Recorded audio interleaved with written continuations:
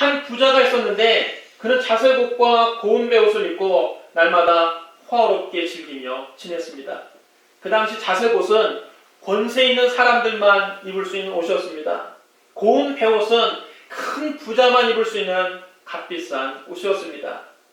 이러보건대 이 부자는 고운 베옷을 입을 만큼 재산도 많았지만 자색옷을 입을 수 있을 만큼 높은 지위를 가졌던 귀족이었던 것 같습니다. 부자는 매일 자기 집에 파티를 열고 부귀영화와 권세를 누리면서 살았습니다. 그는 늘 술에 취하고 흥겨음악에 취해 있었습니다. 쾌락이 그의 삶의 목적이었습니다. 부자는 이 세상에서 아쉬운 것이 전혀 없었습니다. 그래서 그는 무신론자였습니다. 그는 하늘과 땅과 바다와 그 가운데 만물을 지으신 하나님을 인정하지 않았습니다. 부자는 하나님 말씀도 믿지 않았습니다. 사람이 죽으면 한 줌의 흙으로 돌아가고 그것으로 다 끝나는 것이지 죽은 후에 무슨 영생이니 심판이니 하는 것이 있을 리가 있겠나. 그는 그렇게 믿었습니다. 이런 생각으로 살았기 때문에 그는 가난한 이웃에 대해서도 관심이 없었습니다. 자기 집 대문 바로 앞에 병든 거지 한 명이 살고 있었지만 그를 돌볼 생각은 전혀 하지 않았습니다. 자기를 위해서 명품 옷을 사는 데는 돈을 아끼지 않고 자신의 부귀영화를 자랑하기 위해서 매일 호화로운 파티를 열었지만 가난한 이웃은 그의 안중에 없었습니다. 하나님도 이웃도 그의 관심사가 아니었습니다. 그의 관심사는 오직 자기 자신이었습니다. 부자는 철저하게 자기의 중심적인 삶을 살았습니다. 한편 그 부자의 대문 앞에 버려진 채 살고 있는 거지는 그 이름이 나사로였습니다. 나사로는 부잣집 대문 앞에 거적 하나 펼쳐놓고 가족도 없이 혼자 지내고 있었습니다. 나사로는 부자가 먹다 남긴 부스러기로 줄임배를 채우며 살았습니다. 그의 온몸에 부스러기가 나 있었지만 돈이 없어서 치료도 받지 못했습니다. 거리를 떠돌아다니는 사나운 들개들이 그의 몸에서 나는 피냄새를 맡고 찾아와서 그의 헌대를 핥았습니다. 나사로 이렇게 절망적인 상황 속에서 하나님의 말씀을 들었습니다. 너무 절망적이었기 때문에 그는 소망을 찾다가 하나님의 말씀에 귀를 기울였습니다. 그리고 그 약속의 말씀을 모두 다 자기의 것으로 받아들였습니다. 그는 오직 하나님께 자기의 소망을 두었습니다. 그는 하나님의 도우심을 구했습니다. 나사로라는 이름은 하나님의 도우심 이런 뜻입니다. 그는 자기 이름 그대로 오직 하나님께만 매달려 하나님만 의지하고 하나님 말씀만 붙잡고 하나님의 도우심만을 구했습니다. 그는 비록 가난하고 병들었지만 하나님을 믿는 믿음을 결코 포기하지 않았습니다. 나사로는 하나님 중심의 삶을 살았습니다. 그래서 부자가 밤낮으로 사람들을 자기 집으로 불러다가 호화로운 파티를 즐기고 있을 때 나사로는 부자의 대문 앞에서 밤낮으로 하나님 나라를 고대하고 기도하면서 믿음으로 살았던 겁니다. 부자와 나사로 이야기는 예수님 당시에만 해당되는 얘기가 아닙니다. 21세기에 부자와 나사로가 있습니다. 오늘날에도 부귀와 영화를 누리면서 하나님을 믿지 않는 무신론자가 있는가 하면 가난하고 병들었어도 마음속에 하나님을 알고 하나님을 믿고 하나님을 경외하는 사람들이 있습니다. 부귀영화와 권세를 누리는 무신론자들은 철저하게 자기 중심적인 삶으로 인생을 허비해버립니다. 그들은 돈과 권력은 있지만 내세를 믿지 않기 때문에 끊임없이 이 세상에서의 세속적인 기쁨만을 추구합니다. 부자가 자색옷과 고운 베옷을 입고 날마다 호화롭게 즐겼던 것처럼 그들은 육신의 정욕과 안목의 정욕과 이 세상의 자랑을 따라 하루하루를 허비해버립니다. 반면에 예수 그리스도를 믿는 사람들은 하나님의 말씀을 듣고 내세를 믿기 때문에 이 땅에서의 삶이 경건할 수밖에 없습니다. 진짜 예수 믿는 사람은 삶이 변화될 수밖에 없습니다. 언젠가 하나님 앞에 서야 한다는 것을 알기 때문에 하나님 말씀에 순종하며 하루하루를 경건하게 살아가는 겁니다. 만약 이 세상의 삶으로 인생이 다 끝나버린다면 이 세상은 불공평하기 짝이 없을 것입니다. 정말 억울하게 일생을 살다 가는 사람이 많을 겁니다.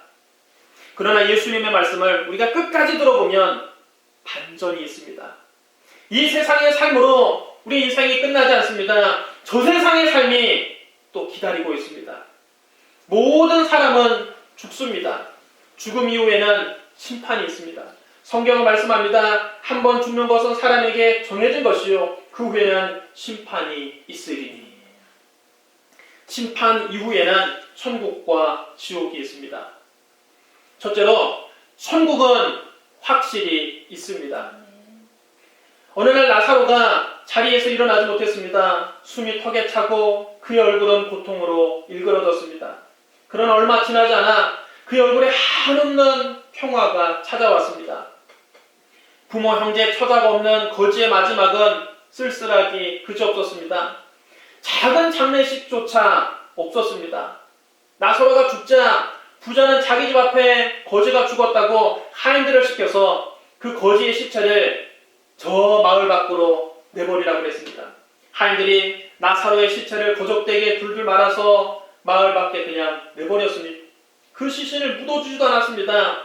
나사로는 비록 이 세상에서 말할 수 없이 비참한 인생을 살았고 한없이 불쌍한 죽음을 맞았지만 천국에 가서 말로 표현할 수 없는 위로를 받았습니다. 성경은 말씀합니다. 이에 그 거지가 죽어 천사들에게 받들려 아브라함의 품에 들어가고, 나사로가 죽어서 그 영이 몸을 떠나자마자 주님께서 보내신 천사들에게 이끌려 믿음의 조상 아브라함의 품에 안기게 되었습니다. 사도 바울도 이와 동일한 체험을 한 적이 있습니다. 고린도후서 12장 2절로 4절에 보면 사도 바울이 이렇게 말합니다. 내가 그리스도 안에 있는 한 사람을 아노니 그는 14년 전에 셋째 하늘에 이끌려간 자라. 그가 몸 안에 있었는지 몸 밖에 있었는지 나는 모르거니와 하나님은 아시느니라. 내가 이런 사람을 아노니 그가 몸 안에 있었는지 몸 밖에 있었는지 나는 모르거니와 하나님은 아시느니라. 그가 낙원으로 이끌려가서 말로 표현할 수 없는 말을 들었으니 사람이 가히 이르지 못할 말이로다.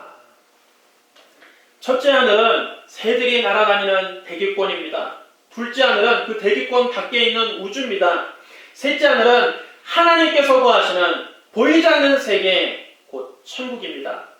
바울은 셋째 하늘에 올라갔다 온 간증이 혹시라도 자기 자랑이 될까 싶어서 마치 다른 누군가에게 일어난 일인 것처럼 3인칭을 사용해서 간증했습니다. 바울은 이 죄를 얼마나 생생했던지 자기가 몸 안에 있었는지 몸 밖에 있었는지 깨닫지 못했다고 말했습니다. 죽음 이후의 세계는 막연하고 희미한 세계가 아닙니다. 우리가 죽었는지 살았는지조차 느끼지 못할 만큼 선명한 또 다른 세계가 분명히 존재하는 것입니다. 바울도 낙원에 올라가서 말로 표현할 수 없는 위로의 말을 들었다고 했습니다. 사도 바울은 그리스도의 일꾼이 된 다음 복음을 전하면서 심한 박해를 받았습니다. 온갖 고초를 겪었습니다. 바울은 자기가 복음을 전하면서 겪었던 고초를 이렇게 고백했습니다.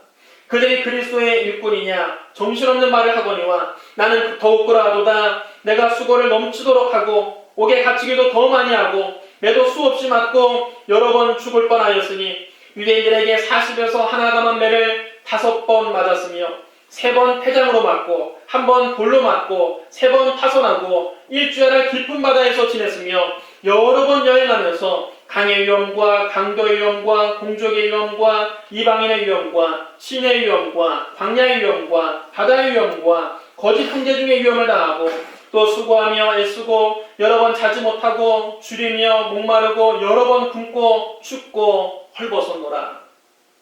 바울은 이 세상에 사는 동안 복음을 전하면서 수없이 많은 고초를 겪었지만 그가 셋째 하늘에 올라가서 위로의 말을 듣고 난 다음에는 이 세상에서 받았던 모든 고난을 다 이기고도 남을 만한 것이었습니다. 말로 표현할 수 없는 말을 들었으니 가히 사람이 이루지 못할 말이로다. 여러분 한번 상상해 보십시오. 수정같이 맑은 생명수 강이 하나님과 어린 양의 보좌로부터 나와서 길 가운데로 흐릅니다. 강 좌우에 생명나무가 있어서 12가지 열매를 맺는데 달마다 그 열매를 맺습니다. 하나님과 그 어린 양의 보좌가 그 가운데 있는데 우리는 다 하나님의 얼굴을 천국에서 볼 것입니다.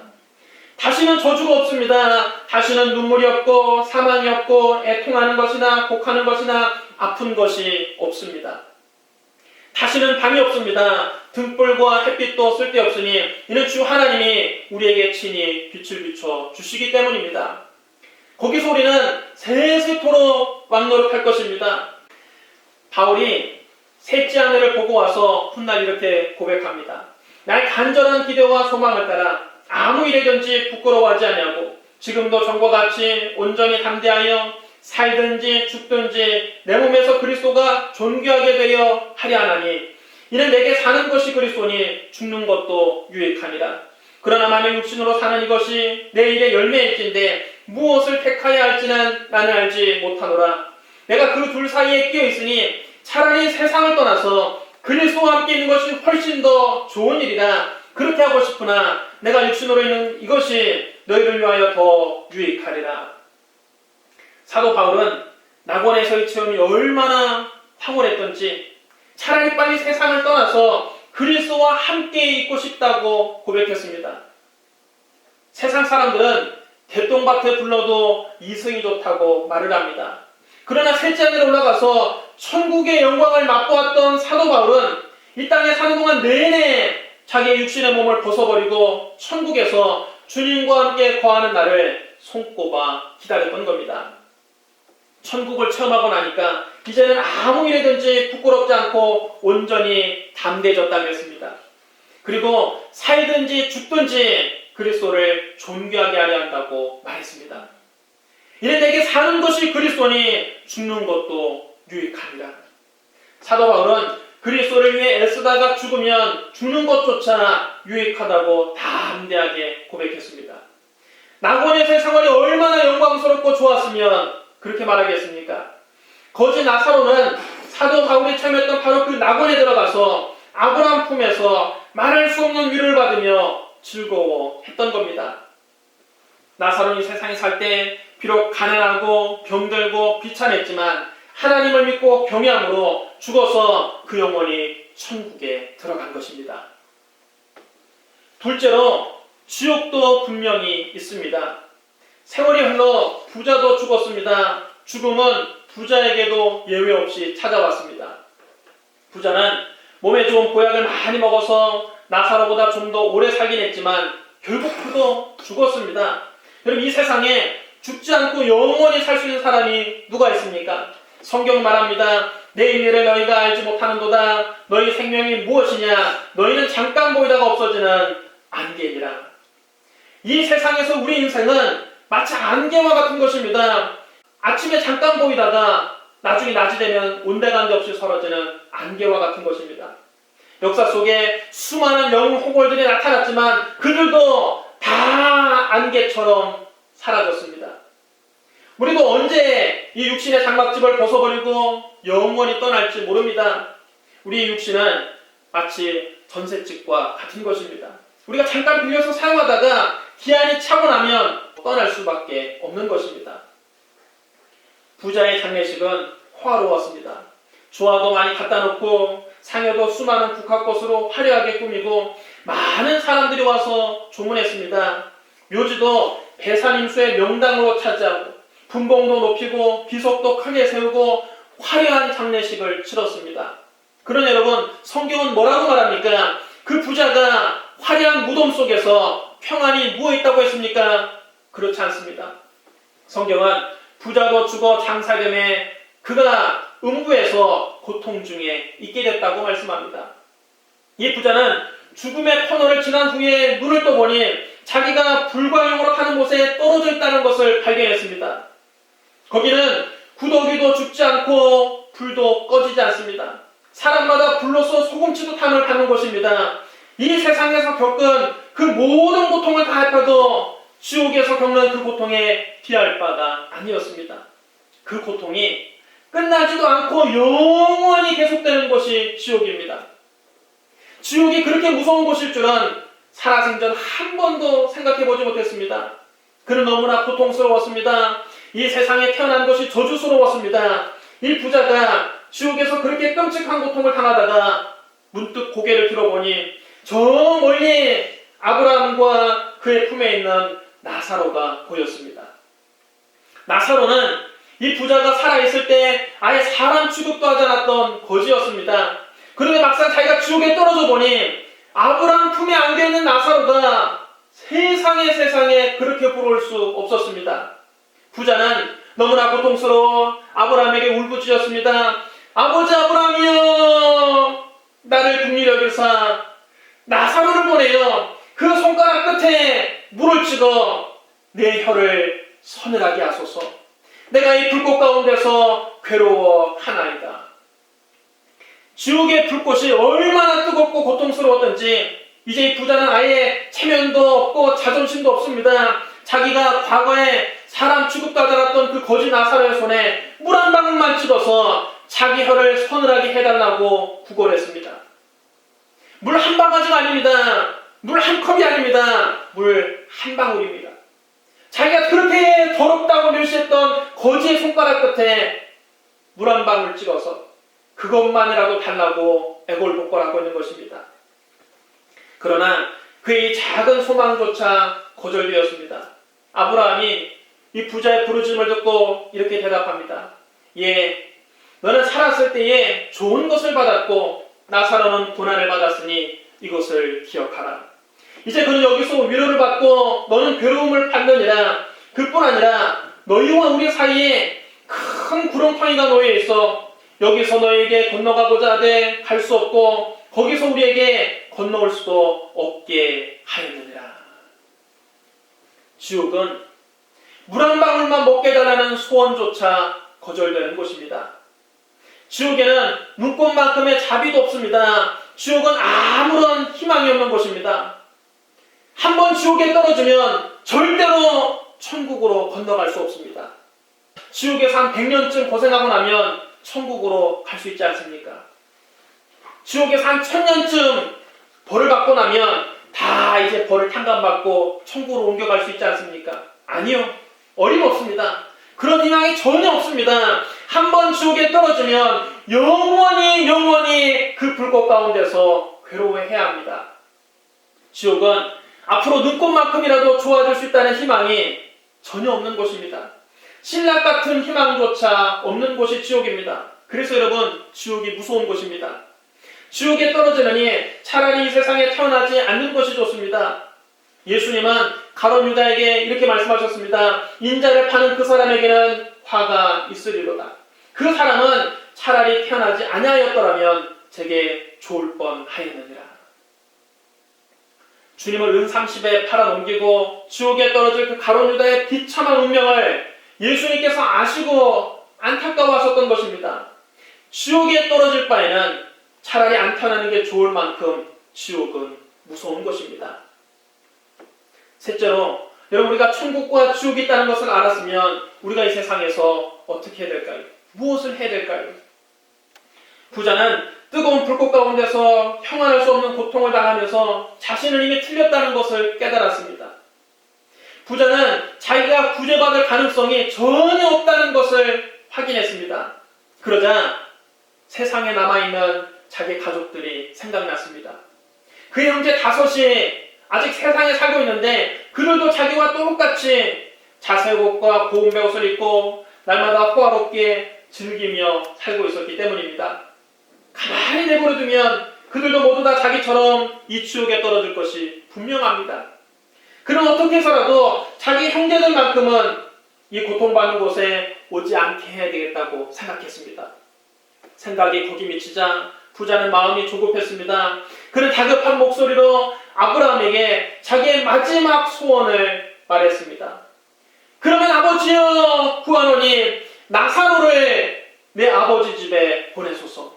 내 형제 5이 있으니 그들에게 증언하게 하여 그들로 이 고통받는 곳에 오지 않게 하소서. 그러나 이 소원 역시 거절됩니다. 아브라함은 부자에게 대답했습니다. 그들에게 모세와 선지자들이 있으니 그들에게 들을지니라. 모세와 선지자는 구약 성경 전체를 말합니다. 성경에 기록된 하나님의 말씀을 듣고 믿어야만 구원을 받을 수 있다는 뜻입니다. 그럼 여러분, 모세와 선지자의 글에는 도대체 무슨 내용이 기록되어 있을까요? 모든 성경은 궁극적으로 예수님에 관한 증언입니다. 예수 그리스도에 관한 증언입니다.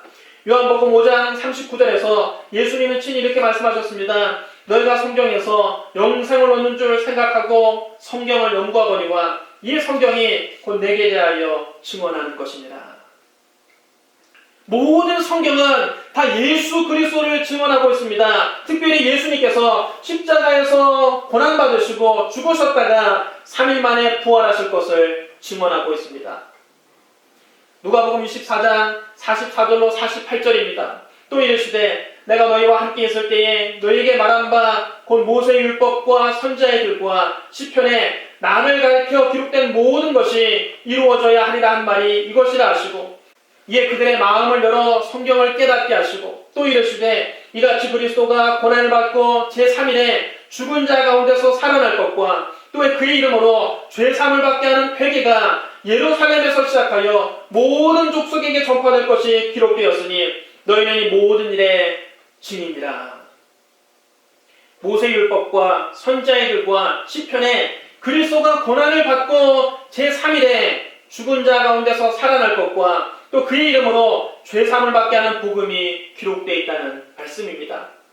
이 복음을 듣고 회개하고 예수 그리스도를 구주로 믿어야 고통받는 지옥에 가지 않고 아브라함이 있는 천국에 갈 수 있습니다. 아브라함은 부자에게 모세와 선지자들이 전하는 십자가와 부활의 복음을 들어야 한다고 말했지만 부자는 손살을 치며 말했습니다. 그렇지 아니하니이다. 아버지 아브라함이여 만일 죽은 자에게서 그들에게 가는 자가 있으면 회개하리이다. 부자는 생각할 때 자기 형제들이 모세와 선지자들이 전하는 그 성경 말씀을 믿지 않을 것 같았습니다. 그들은 마음이 완고하기 때문에 좀 더 강력한 방법을 써야 회개할 것이라고 생각했습니다.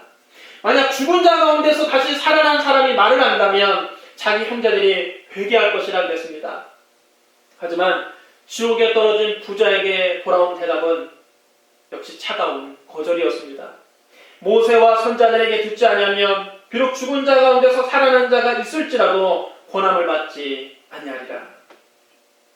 모세와 선지자들이 전하는 메시지를 듣지 않았던 완고한 사람들은 예수님께서 실제로 죽은 자 가운데서 다시 살아나셨지만 그를 믿지 않았습니다. 모세와 선지자들이 전하는 메시지는 결국 예수님의 십자가와 부활입니다. 그 말씀을 듣고 예수 그리스도를 믿어야 구원받을 수 있습니다. 율법의 행위로 하나님 앞에 의롭다 인정받을 수 있는 의인은 한 사람도 없습니다. 성경은 말씀합니다. 의인은 없나니 하나도 없으며 모든 사람이 죄를 범하였음에 하나님의 영광이 이르지 못하더니. 자기 행위로 하나님 앞에 떳떳하게 설 수 있는 사람은 한 사람도 없습니다. 우리는 하루도 빼놓지 않고 죄를 범하며 살아갑니다. 생각으로 죄를 짓고 말로도 죄를 짓고 행동으로도 죄를 짓습니다.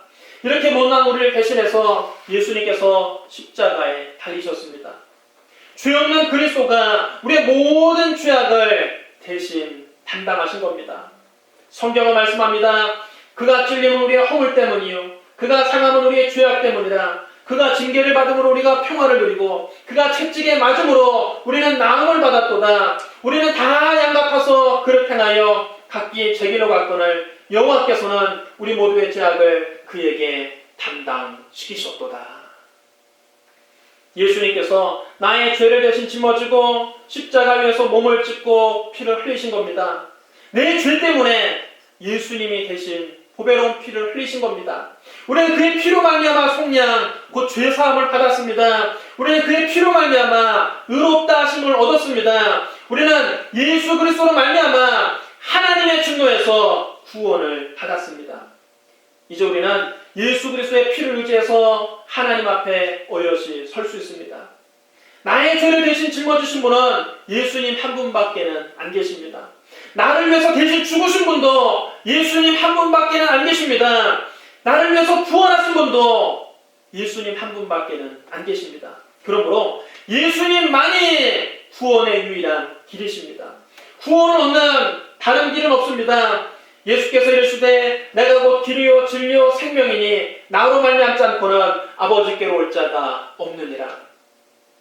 또 성경 말씀합니다. 다른 이로서는 구원을 받을 수 없나니 천하 사람 중에 구원을 받을 만한 다른 이름을 우리에게 주신 일이 없습니다. 하나님께서는 우리에게 이미 구원받을 기회를 주셨습니다. 바로 지금이 은혜 받을 만한 때요, 지금이 구원의 날입니다. 지옥에 한번 떨어지고 나면 다시는 나오지 못합니다. 그곳에서는 더 이상 구원의 기회가 없습니다. 지금 하나님께서 주신 구원의 기회를 잡아야 합니다.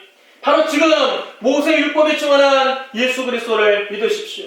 바로 지금 선자들이 예언한 구세주 예수 그리스도를 믿으십시오. 바로 지금 길이요 진리요 생명이신 예수 그리스도를 모시고 구원을 받게 되시기를 주님의 이름으로 축원합니다. 사랑하는 성도 여러분, 오늘 본문에 나오는 부자는 많은 재산을 가진 부자였고 높은 관직을 가진 귀족이었지만 그의 이름은 성경 어디에도 기록되어 있지 않습니다. 단지 부자라고만 부르고 있습니다. 그러나 나사로는 비록 부자의 대문 앞에 버려진 거지요, 부자의 상에서 떨어지는 것으로 배를 채우는 비참한 삶을 살았지만 그의 이름 석자 나사로가 분명히 성경에 기록되어 있습니다. 바로 이것이 여러분 하나님의 관점입니다. 하나님의 관점에서는 우리가 이 세상에서 부자였느냐 거지였느냐가 크게 중요하지 않습니다. 이 세상에서 신분이 귀했느냐 천했느냐가 중요하지 않습니다.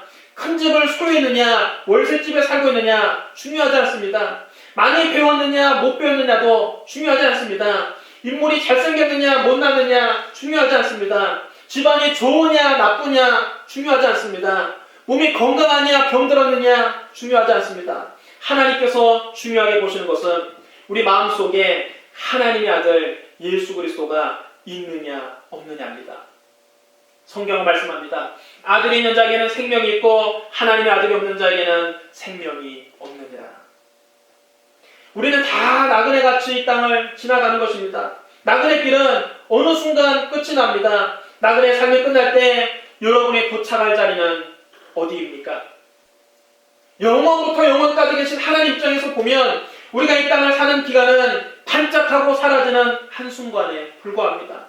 하나님의 사람 모세는 이렇게 말했습니다. 주의 목전에는 천년이 지나간 어제 같으며 밤의 한순간 같을 뿐이니이다. 하나님의 관점에서 보면 우리가 이 세상에서 70년, 80년 사는 그 세월은 정말 한 점에 불과하다는 것입니다. 한순간에 불과합니다. 잠시 동안 이 세상에 살다가 우리는 다 앞서거니 뒤서거니 떠나는 것이 인생입니다.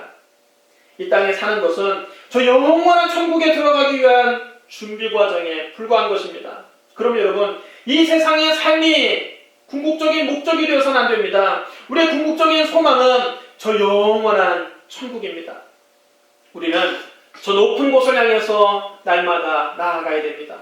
괴로움과 철가 있는 곳, 나비로 여기 살아도 빛나고 높은 저곳을 향해서 날마다 저 높은 곳을 바라봐야 됩니다.